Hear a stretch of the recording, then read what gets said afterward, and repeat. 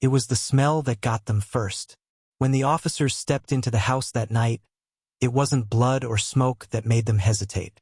It was the smell of something faintly metallic, mixed with dust, mixed with dampness, like a place that had been sealed too long, like air that hadn't been breathed in weeks. But this was Laura Jennings' home, and she was known to keep it tidy, almost obsessively neat. The first thing their flashlights revealed was the glass. Shards everywhere. Mirrors are destroyed in every room. From the foyer to the hall, from the bathroom to the bedroom. But it wasn't random vandalism. No, whoever did this had taken their time. Each mirror wasn't just smashed. They were obliterated, as if the very idea of reflection had to be erased. And then came the detail that made a veteran detective step back, shine his flashlight again, and mutter under his breath, "What the hell is this?" Every clock. Every single clock. The one on the wall in the kitchen. The digital one in her microwave. The alarm clock beside her bed. All of them stopped. Every one of them froze at 3:15 a.m. Think about that for a second. Somebody went around this house and didn't just kill the mirrors. They killed time itself. And then they saw the wall.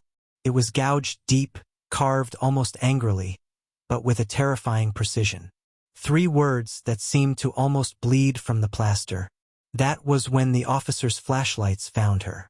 Laura Jennings, 34 years old, beloved elementary school teacher. She wasn't lying in chaos. She wasn't crumpled in fear. She was in her bed, as if she'd simply laid down and never gotten up. But her face told another story. A story of terror. Of her last moments being suffocated under a presence she couldn't fight. Now, this is where you need to know who Laura really was. Because this case is not just about how she died. It's about who she was before someone took that away. Laura wasn't the type of person people forget.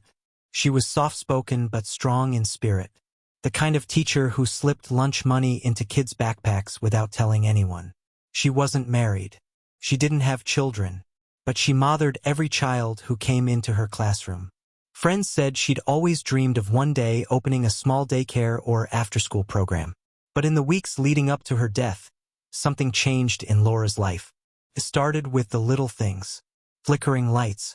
Her TV is clicking on in the middle of the night. She brushed it off at first, old wiring maybe, a storm, an accident. But then the knocks started. Not on the door. Not on the walls. Always the window. Always at night. Tap, tap, tap, soft but deliberate. When she looked out, there was no one. Just darkness. She tried to laugh it off to her sister. Called it her midnight visitor. But her sister said she could hear it in her voice. Laura wasn't joking. Laura was afraid. Then came the boxes. No return address. Small, plain packages. Inside, nothing of value. Sometimes scraps of paper. Sometimes a button. Once, a penny. Meaningless. Pointless. But deliberate. Someone wanted her to know they could reach her. She confided in a friend. "I feel like someone's watching me all the time. Like I can't breathe in my own house." The police came when she called. They walked the property. Checked the doors. They told her what they told so many women. Probably kids playing a prank. Don't worry about it. But on the night of October 14th, her neighbor saw something. A figure, pale and thin, standing in Laura's backyard. Just after midnight. When she shouted, the figure slipped back into the dark. Police were called. But once again, nothing. 2 nights later, Laura didn't show up for work. Didn't answer her phone. Her family begged for a welfare check. And what the police found inside is what we're talking about now. Let's slow down and walk through that house the way the detectives did. The air was stale. The couch cushions looked untouched, except for one pillow turned upside down on the floor. The TV cord had been pulled from the wall. Not yanked, but neatly unplugged. On the wall, those carved words. "I am still here." Plates stacked neatly on the counter. A half-drunk cup of tea on the table, cold, with a teabag string dangling stiff in the water. In the microwave, the digital numbers froze. 3:15.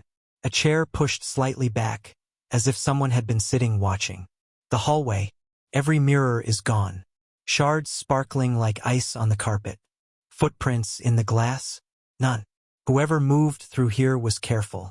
The bedroom, Laura in her bed. Her nightstand tipped, the glass of water spilled on the floor. But across from her, facing the bed, a chair, pulled from her desk, placed deliberately. Someone sat in that chair and watched her die.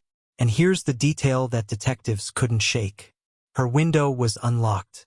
The coroner determined she'd been suffocated. But there were no fibers, no pillow compression, no bruising. It was as if the killer had stolen her breath directly. When detectives searched for leads, they found her phone records. Dozens of calls from unknown numbers. Silent calls, sometimes faint breathing, all traced to prepaid burners. Untraceable. Then came the fingerprint. One print, found on the broken mirror in the hallway. It belonged to Daniel Price. Daniel was 39, a maintenance worker. He'd done repair jobs at Laura's school years earlier. To most people, he was forgettable, but his record wasn't. Trespassing, harassment, and most chilling, an arrest for breaking into a woman's home. Not to steal, not to hurt, just to sit in her living room in the dark, watching. When they brought him in, Daniel was calm, smiling, too calm. "Did you know Laura Jennings?" detectives asked. "Yeah," he said. "I fixed a few doors at her school once." "Were you ever in her home?" "No," he said. "Never." "What about the words carved into her wall? 'I am still here'?" Daniel leaned back and smirked. Maybe she wasn't alone in that house. Investigators dug into his past. Foster homes, strange behavior, standing over foster siblings at night, silently staring. Foster parents recalled waking to find him in the doorway, just watching. Never violent, but always there, always watching. The case should have been open and shut. His fingerprint, his history, his bizarre answers. But then came the nightmare for prosecutors. No DNA, no witness, no murder weapon, no clear evidence tying him to her death beyond one fingerprint, on a surface that could have been touched weeks or months before. The case collapsed. Daniel Price walked free. And here's where it gets worse. After Laura's death, reports surfaced from nearby towns.